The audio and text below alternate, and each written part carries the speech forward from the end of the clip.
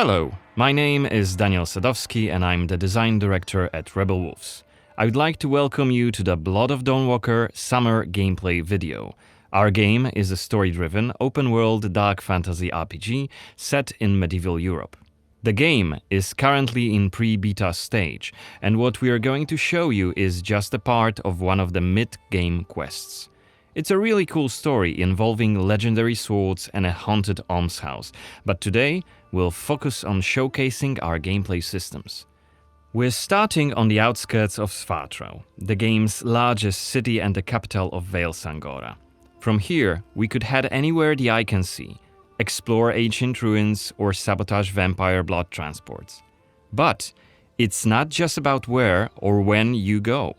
It's also about how you approach the main quest and shape the story, making each playthrough uniquely your own. For now, we're following the road. Cohen is on his way to the city's cathedral, chasing leads about a powerful weapon said to be hidden in its crypts. But first, we'll have to deal with some bandits who camped out by the main road. Traveling through Vale Sangora is never boring. The world is dense with quests, random encounters, and locations steep in lore. This will be a great opportunity to show you our combat system. Our goal was to make the player feel like a real swordmaster who closely observes his enemies. We'll begin this fight by using acrid dust to stun one of the enemies. Now, when you attack, you choose one of four directions: up, down, left or right, in order to hit the opponent where he's unable to parry. And similarly, when defending, you have to take note of the enemy's intent and the direction of the attack. On the left side of the screen, just above Cohen's health, you have activation charges that will be filled in with each successful attack, block and parry. Once they are full, you can use one of the active abilities which allow you to take a more tactical approach to fighting. We started the fight by throwing some acrid dust. And now let's cast Burning Blood. It's a hex which boils the enemy's blood and burns their skin, dealing physical damage over time. Alright, time to finish this fight. Let's use the final activation charge to cast the artery attack, which actually decapitated the last opponent. Our hero quickly dispatched the bandits, so let's loot a few items they've left behind and open the inventory. First of all, let's replenish our health by eating something, and then take a closer look at this cool-looking weapon we just picked up. Ah, it has better stats than our current weapon, so let's equip it right now. We've also leveled up, so let's use this opportunity to spend the newly acquired skill point in one of Cohen's skill trees. The skills in the Blood of Dawnwalker are divided into 3 trees, one for human, one for vampire, and one shared between the two. We also have an active abilities panel. We can use it to unlock additional abilities to use during combat. Note that during the day, the health bar is not regenerating. You need to find consumables like the one we've just eaten. The hexes we've just used also consume some of Cohen's health. Be aware of that. The way our magic system works, there's always a price to pay for manipulating reality. But we can make it sting a bit less. Let's level up the Frugal Witchcraft skill, so next time we'll cast a hex, it'll consume fewer of Cohen's health points. Now that we've wrapped up the encounter with the bandits, we can be on our way to get inside the city. Right now, Cohen hasn't done enough to ruffle the vampire lord's feathers, so the guards will just wave us through. But the more damage you cause, the more suspicious and aggressive they'll become. So when you play the game yourself, you'll have to decide whether you want to challenge the vampires openly, or lay low until you're ready to strike and surprise them. It's grander than before. They're putting in new stained glass. The Knyaz doesn't deny the old faith. Out of my face. This is the rich district of the city, Silberkreis. There's also Altenmarkt, Neustadt, and the Middens. Each of the boroughs has its own feel and character. Get your stinking ass out of here. I was just passing through, I swear. I got tired and sat down and started begging. Looming high over the city is Brancis's castle, Greifberg. He took it over when he slaughtered the human ruler of the valley, Skender, as shown in the trailer we shared with you earlier in January this year. In order to complete the main quest and save your family, you'll have to storm the castle, alone or with help of friendly NPCs. We could do it right now if we wanted, but it would be super challenging. No more drink for you, my friend. Go home. Oh, let me. I just want to. Oh, let me in. You made a mess, and it's not that kind of inn. Let's check the map. The cathedral is really close. There's plenty of other places to see and things to do here. A couple of inns, a medic, a blacksmith, an armorer, and other merchants. You can see that not only the vampires came out of the shadows. This creature on the right is called an Uriash. Look around, especially at night, and you'll learn humans have lots to fear, not just the vampires.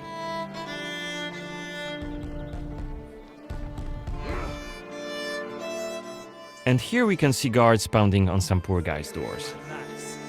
What is it about? Yes, singing songs that mocked him and the faith.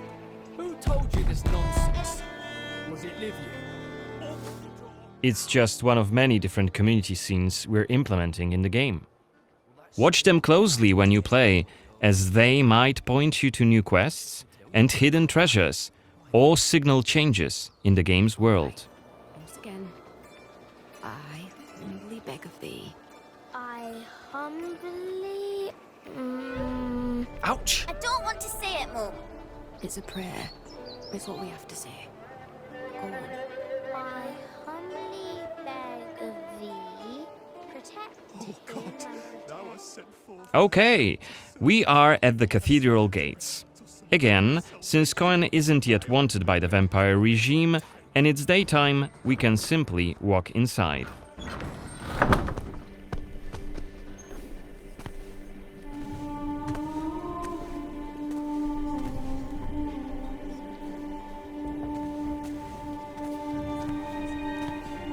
The baptism of a newborn is a solemn moment, doubly so. A new life joins our flock, bringing happiness to its parents and to the congregation. Natus ex sanguine est, alitur sanguine, et in sanguine morietur. Ego te baptizo in nomine Dei. Amen.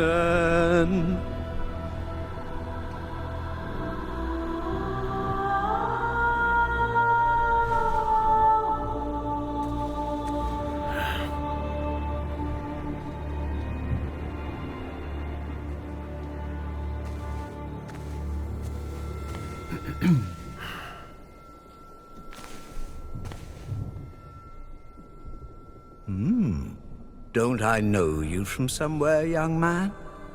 Laslia, maybe?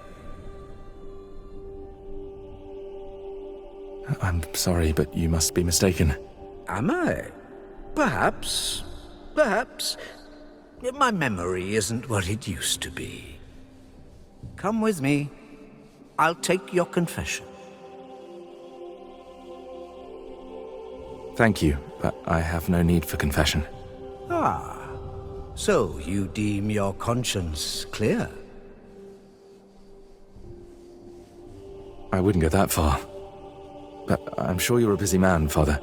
So while I appreciate the offer, I feel that my soul shouldn't be your priority. I won't press the matter. You are quite correct. I have many other duties to attend to. But please remember that in order to be saved, we all need to repent. Myself included. I hope we can speak again soon. Good day to you. Cohen?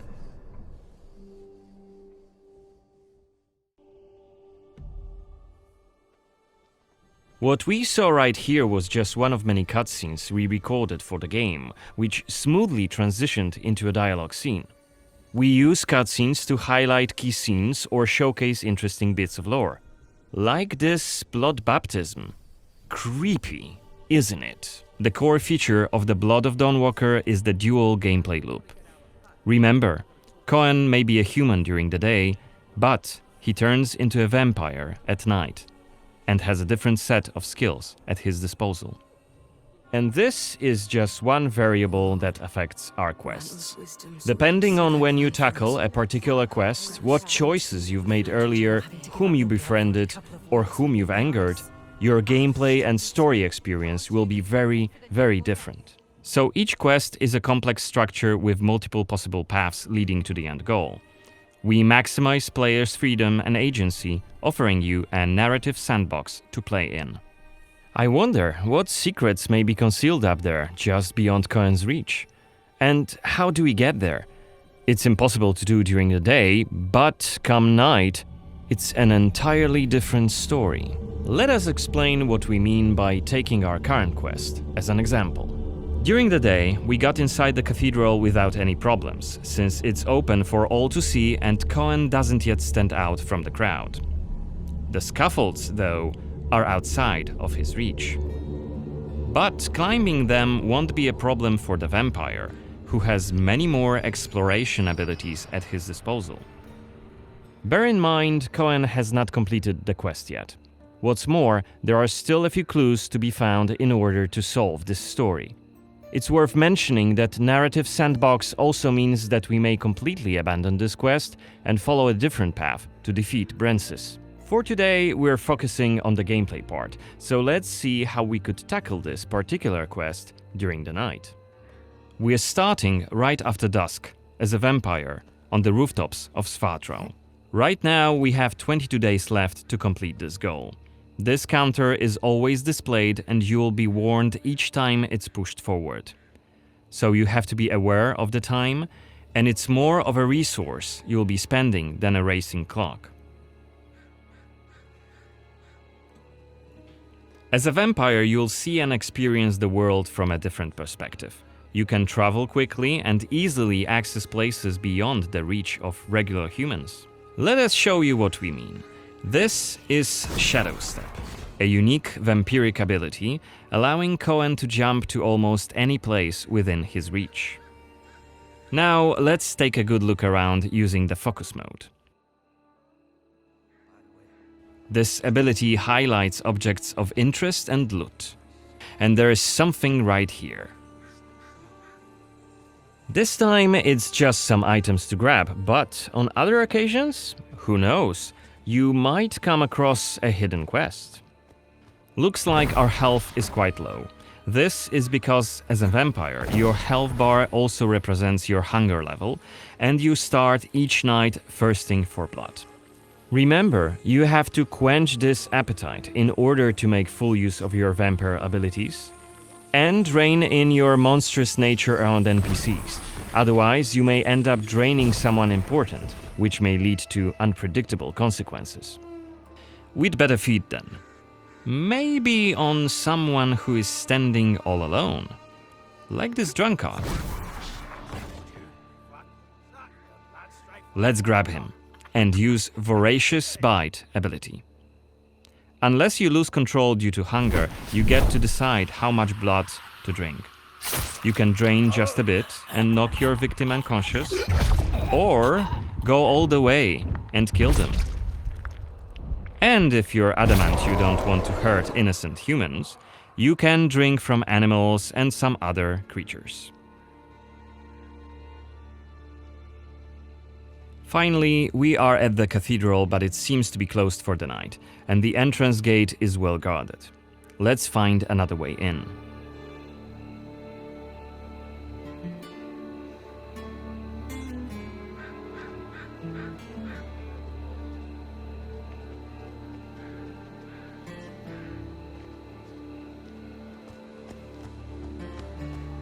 Shadow Step is not the only vampiric ability you're gonna learn during your playthrough. Cohen can also use plane shift to scale walls and even ceilings smoothly. This will allow us to explore every nook and cranny of the cathedral.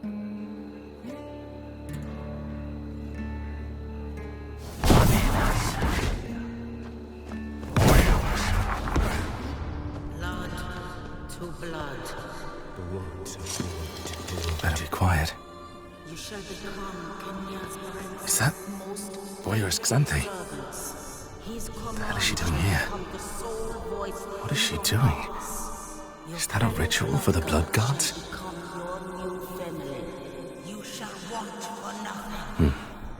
They're covering up the old paintings.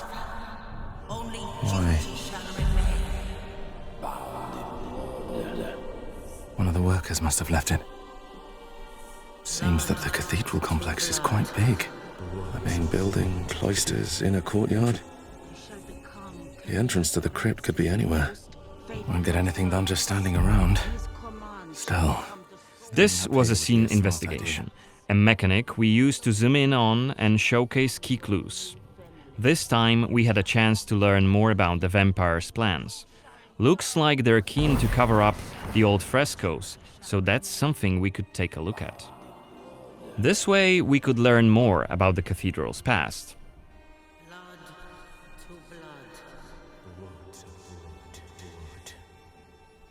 Looks like we aren't alone here. Underneath us there's a group of blood guards. Soldiers hooked up on vampire blood, which makes them stronger. And one of Brances's vampire allies. It's Xanthi, the oldest vampire in Vale Sangora, and quite a powerful lady. Let's descend and check what's going on.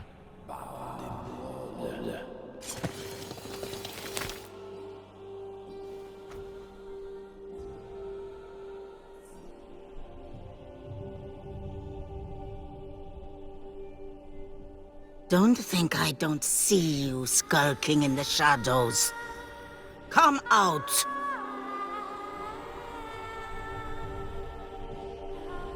You're interfering with my task. Who are you? It doesn't matter. Very well. I don't have time for interruptions. Let us dispose of him. Quickly!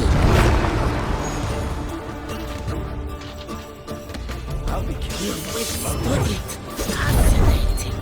Cohen is using his claws to attack when in vampire form. Blood guards are dual-wielding opponents. Their attacks are pretty strong. Of course, even when fighting with claws, combat is still directional. Don't worry, Cohen can still use his sword as a vampire. You haven't lived long.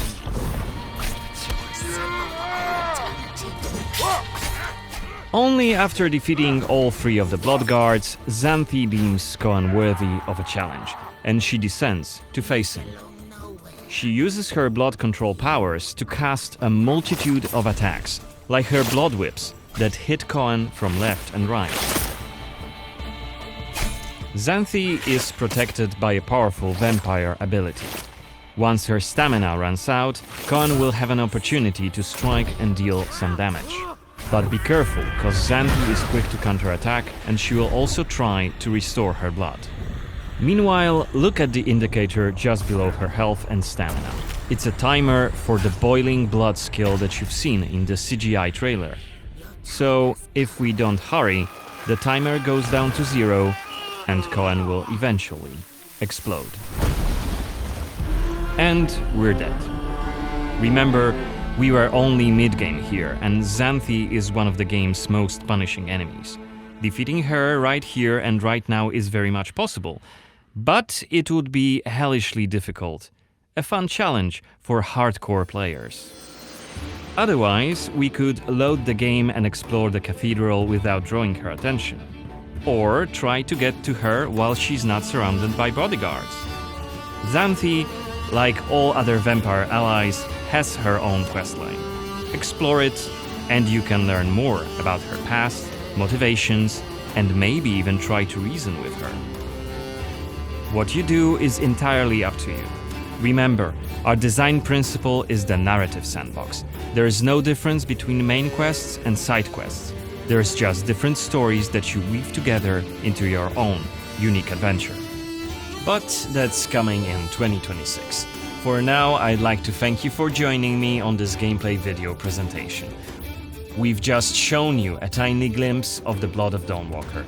There's definitely more to come in the coming months, so stay tuned for any updates being posted on our social media profiles. Goodbye!